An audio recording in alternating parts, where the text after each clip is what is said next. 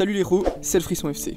Dans le monde du foot, il y a les bons joueurs, les très bons joueurs, et il y a les deux ovnis qui dominent le milieu depuis 10 ans. Et Cristiano Ronaldo fait partie de l'un de ces deux ovnis.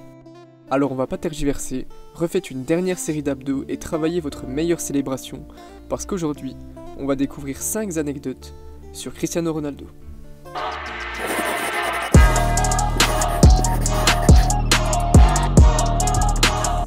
Alors on le sait tous, une carrière de footballeur, ça se joue à rien. À rien et à tout en même temps. Il faut du talent, de la motivation, de la réussite, du mental, etc. Et avoir seulement l'un de ces critères n'est pas suffisant pour devenir l'un des meilleurs joueurs du monde. Demande à Ben Arfa, il va te dire. Oui, bien sûr. Et pour Cristiano Ronaldo, c'est valable aussi. On peut croire qu'il a toujours eu la réussite qu'on lui connaît et qu'il a brûlé toutes les étapes pour en arriver là, mais pas du tout. Et cette histoire le montre bien. On va faire un petit retour en arrière quand le Real de Cristiano remporte la décima, c'est-à-dire la 10e Ligue des Champions de son histoire. Mais si, souviens-toi, la tête de Ramos sur corner à la 90e minute. Ce soir-là, la première personne avec qui Ronaldo est allé célébrer, c'est pas l'un de ses coéquipiers ou l'un de ses coachs, mais un mec du public complètement random, qui n'est a priori pas de sa famille. Mais qu'a fait ce gars pour qu'il soit tellement important que Cristiano vienne vers lui pour célébrer en premier? Eh bien, c'est la personne sans qui Cristiano ne serait peut-être jamais devenu professionnel. Albert Frantero. Quand il avait 15 ans, Cristiano y jouait au foot dans une petite équipe de district sur son île de Madère au Portugal.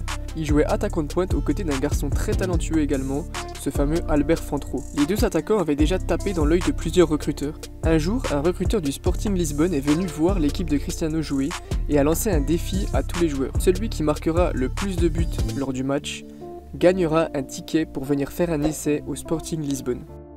Le match commence. Cristiano va marquer le premier but du match et ouvrir le score pour son équipe, 1-0. Son coéquipier Albert Frantero va doubler la mise et inscrire lui aussi son premier but. Les deux attaquants sont donc à un but, et celui qui marque le plus de buts ira faire un essai au centre de formation. Il reste quelques minutes à jouer quand Albert Frantero reçoit une passe derrière la défense et contourne le gardien.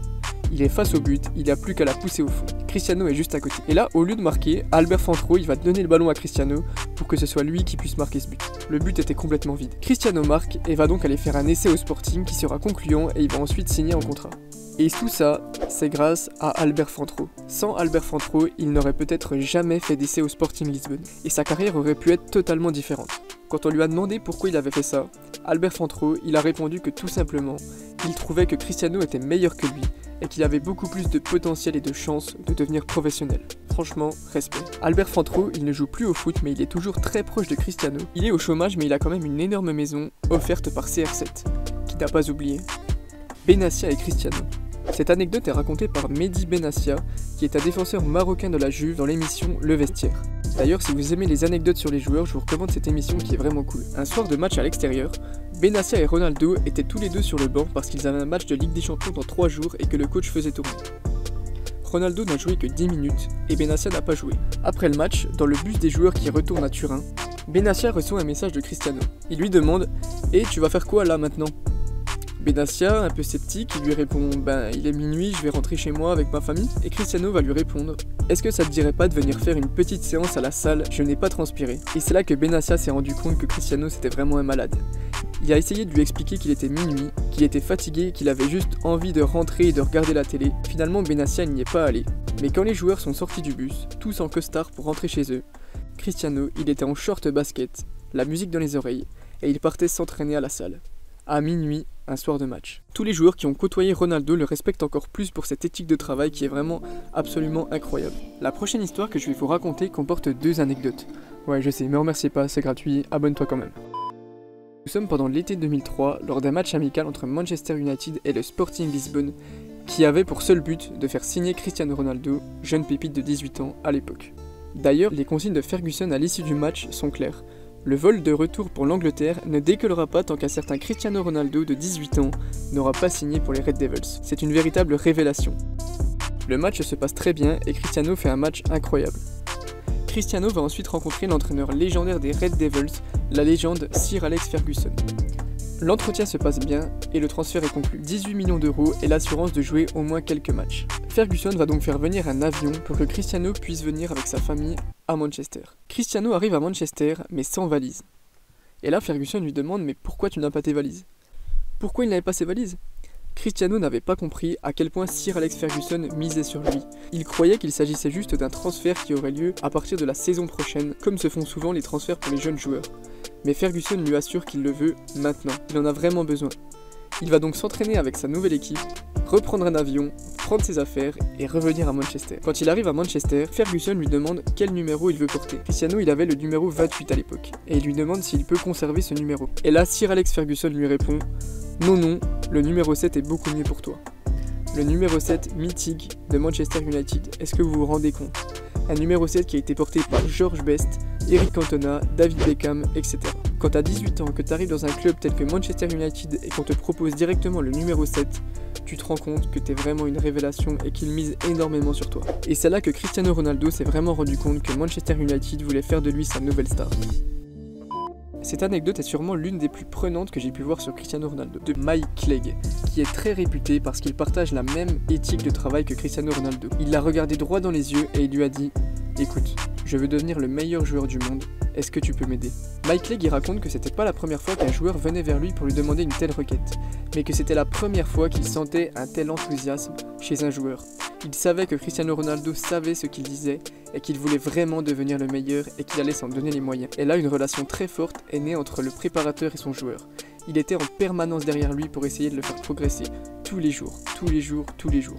Il avait élaboré des routines d'entraînement tout le temps différentes et adaptées spécialement à ce joueur. Il passait des heures et des heures avec lui, si bien que certains joueurs disent qu'on aurait même dit son entraîneur personnel.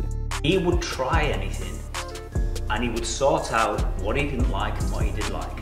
And we focused on what he liked because he was a very, very clever lad. He knew what fitted, what meant something to him, what was going to make progress. His training was very specific on his power, on his speed, on his reactions. So Cristiano was very specific. He knew exactly what he needed. He would never train heavy. Tout se passait très bien et Cristiano évoluait à merveille, jusqu'au jour où il a été transféré pour le Real Madrid pour 94 millions d'euros. Et là, Mike Clegg, il se retrouve sans son joueur.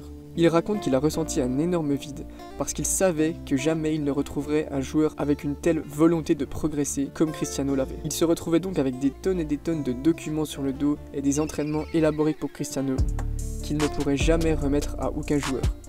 Et il a tellement ressenti un tel vide, qu'il a décidé de quitter son poste de préparateur physique, et qu'il a quitté Manchester United parce qu'il ne voyait plus aucun défi à relever. La dernière anecdote vient de Carlos Tevez, un attaquant de pointe qui a joué à Manchester United avec Cristiano de 2007 à 2009. Et Carlos Tevez, lui aussi, il a été choqué par la charge de travail de Cristiano Ronaldo. Si on avait entraînement à 9h et que j'arrivais à 8h du matin, il était là, en train de s'entraîner. Si j'arrivais à 7h, il était là, en train de s'entraîner. Et un jour, je me suis dit, mais est-ce que c'est possible d'arriver avant lui? Alors je suis arrivé à 6h du matin. Et devinez quoi? Il était là. À moitié endormi, mais il était là, en train de se préparer et de s'entraîner. Personne n'est jamais arrivé à l'entraînement avant Cristiano. C'est toujours le premier arrivé et le dernier reparti. Et je trouve que c'est une belle image que le footballeur le plus travailleur soit celui qui réussit le plus. Franchement, des anecdotes sur Cristiano, il y en a vraiment énormément. C'est un joueur que j'adore, donc si jamais tu veux une deuxième partie, n'hésite pas à me le dire en commentaire. Et j'ai un petit débat à vous faire. J'ai fait une vidéo sur Kobe Bryant, qui était un basketteur également très travailleur et vraiment avec une charge de travail énorme. D'ailleurs, je vous invite à aller voir cette vidéo. Et est-ce que vous pensez que Kobe Bryant travaillait plus que Cristiano? Franchement, c'est vraiment compliqué de décider. Si t'as kiffé la vidéo, oublie pas d'aimer, de t'abonner. C'était le Frisson FC, à bientôt.